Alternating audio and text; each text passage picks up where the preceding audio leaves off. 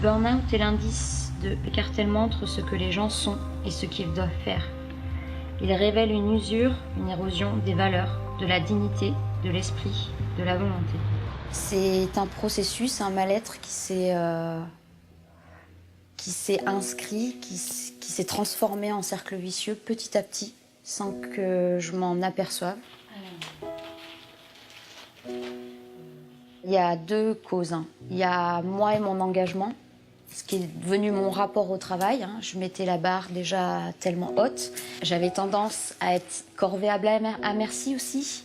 Dès qu'il y avait un besoin, dès qu'il manquait du personnel, j'étais la première. Il y a le fait d'avoir de moins en moins de personnel et de se retrouver des fois à 3 pour un nombre de patients en post-opératoire. Le fait de ne pas forcément avoir de reconnaissance. Et voilà, les injonctions paradoxales, fais ci mais je ne peux pas le faire, qui font que plein de fois, à plein de moments, on se retrouve en dissonance, vraiment en dissonance.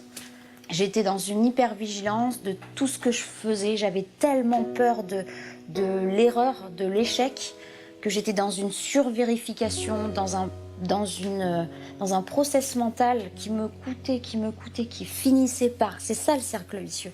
C'est que tout ça, mis en lien, fait qu'on finit par tomber.